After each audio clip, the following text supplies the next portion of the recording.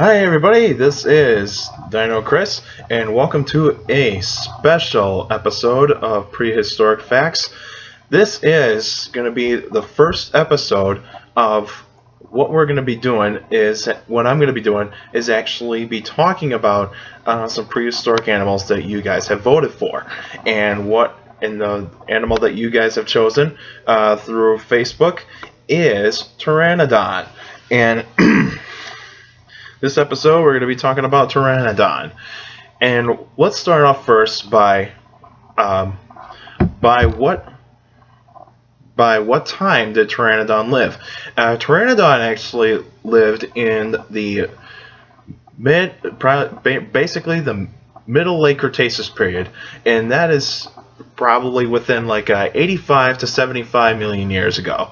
And they were one of the most dominant flying reptiles in the dinosaur world.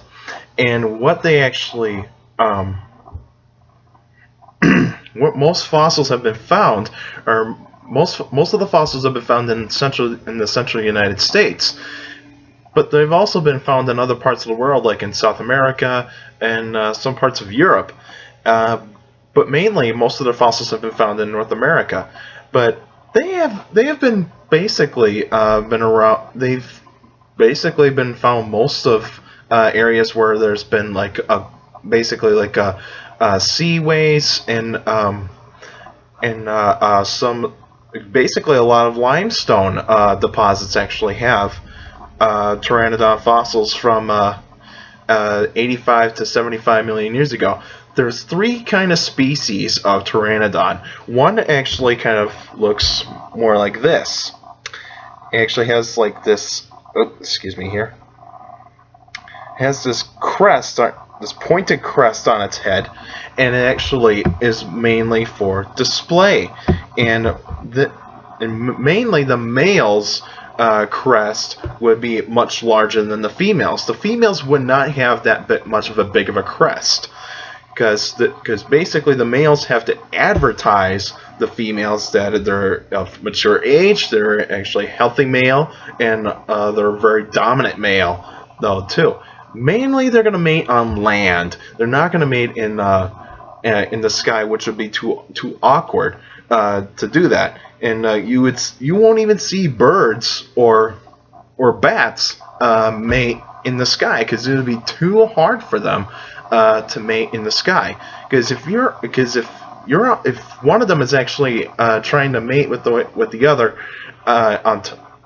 in the sky, it would cause gravity problems, because gravity would pull both of them down towards land, and they would basically die. They would die from the impact. Mainly they would actually be on land to mate. And the characteristics of Pteranodon is that crest, a very pointed beak. Now, Pteranodon does not have teeth. Now, when we look up on the internet, we actually see like a few illustrations of Pteranodon having teeth. That's not what really Pteranodon has. They don't have teeth. They're not really designed. Their ancestors used to have teeth, but mainly their food source would be fish, some crustaceans. They would actually feed on basically oceanic fish. They wouldn't eat really huge fish, because otherwise they would basically be pulled down into the water and be eaten by the predatory animals that were actually in the water, like mosasaurs, sometimes plesiosaurs, and some short-necked plesiosaurs, because those would be the animals that would actually probably be catching some of these flying reptiles. Now, Pteranodon is a flying reptile, which is actually what is actually known in paleontology as a pterosaur. Pterosaurs are the kinds of reptiles that actually have they have very long wingspans. They actually are reptilian-like. They actually have skin underneath for their wings instead of instead of feathers, because there's no evidence to support that that pterosaurs supported feathers. They might have actually had like a furry type of filaments on their skin, but we don't really know what those filaments were. They were probably just for insulation. But mainly, let's talk about their size. Their size would actually be like a medium to large pterosaur. Their wingspan can range from 15 to 20 feet in wingspan, and that is pretty much of a small modern airplane. A small modern airplane would be about 20 feet long in a wingspan, but mainly their height or their length would actually be 6 feet long. So they'd pretty much be like almost the same size as me in terms of its height. But if we actually look at it on land, we would actually see that it probably stood about 4 feet tall, because they're pretty much going to be like a fish out of water on land. It would be really awkward to see one walking on land, because how they would walk would be so awkward. We wouldn't even see an animal that alive today. They would actually walk like you're trying your best to swing your shoulders back and forth, basically moving forward. Because they would be swaying like this when they're walking, and that's very difficult for any animal to do. And but with these animals, they can. Now, how their wings are actually designed is that they actually have an upper arm bone, lower arm bone, and they would have 4 fingers, and the last finger would basically, like my pinky here, would actually be lengthened to actually be designed for the end of the wing. And that long finger is actually really well designed for flight. Now, their anatomical features is basically in their bones, which we actually see is that their bones are hollow. Now, they're not related to birds, but even though they have some characteristics that look like they're mainly from the family of birds, but they're not, is that they're hollow bones, they're lightweight animals. Their weight would probably, be around between 100 and 200 pounds, which is pretty estimate, really good estimate. And how they're actually going to get up in the air is actually a really good question for paleontologists. Is how large pterosaurs got into the air, like basically just got off the ground and lifted up in the air and took off into the air. Some theories is like they actually their habitat would actually be near cliffs and canyons to actually rely on warm current winds to lift them up and actually get them airborne. And another theory is that they actually had to do a push-up in order to actually get up into the air. Just think about it. If you actually stood on fours and you actually had to display your hands out, take your pinky, like almost think about this.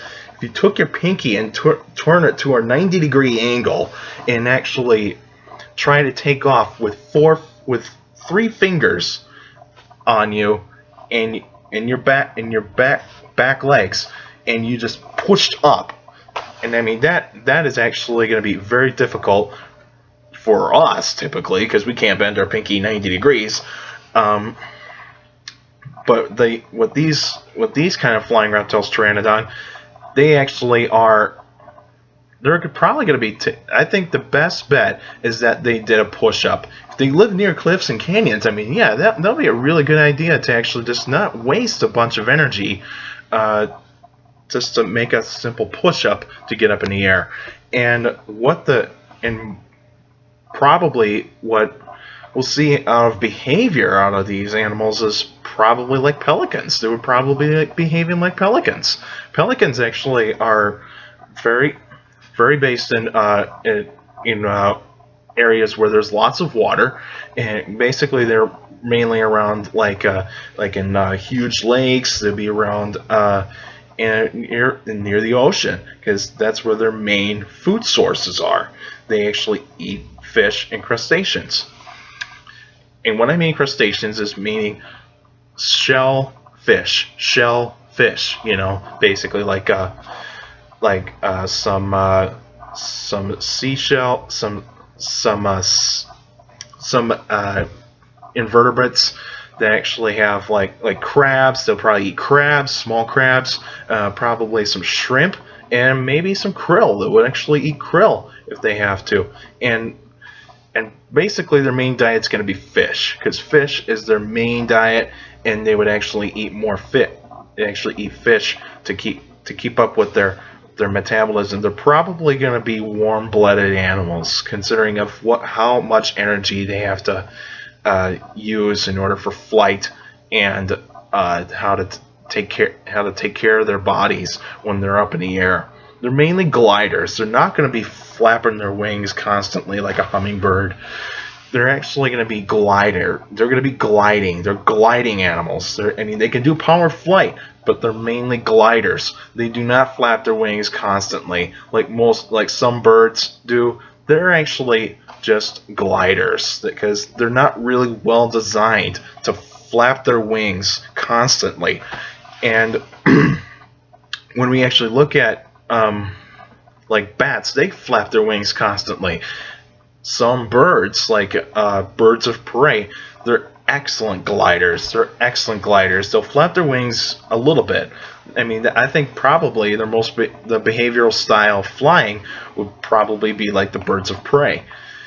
Now, their brain would actually be would be very interesting. It'd be almost bird-like, but more reptilian-like. The part of the brain that is actually designed for flight is actually much bigger than the ones in birds, and that is amazing. That's an amazing discovery. Is concerning with CAT scanning some of the brain cases of pterosaurs, is that the part of the brain that actually is designed for flight is actually is twice as large as the ones in birds. So that actually suggests that these animals are excellent flyers.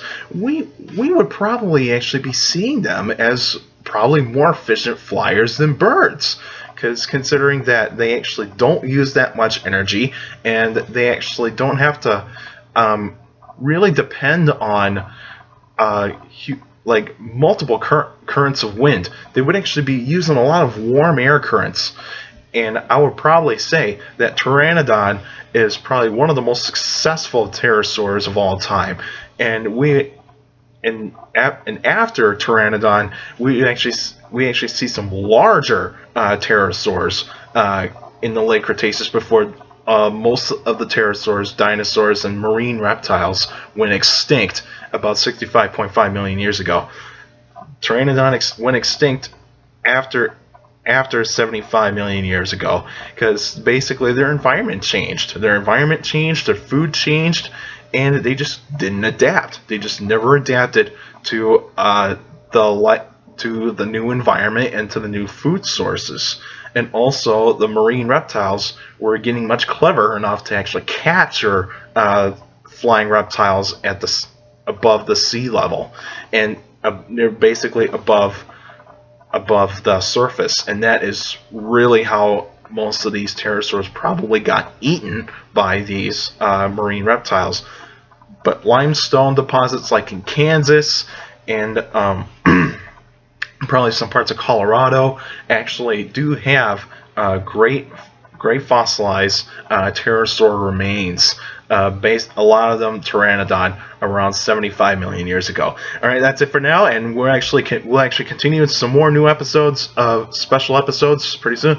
But also, if you got a question about dinosaurs or other prehistoric life, email me at dinocris71@gmail.com, and also follow me on Twitter at csgrawl, and also keep on looking at my fan page on Facebook, Prehistoric Facts with Dino Chris, and make sure that you actually can keep voting for the animals that I actually keep posting on Facebook.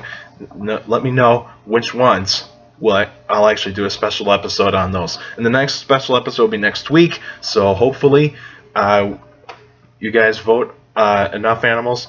Hopefully you'll vote the animal that I can actually present and actually can talk to you a lot about.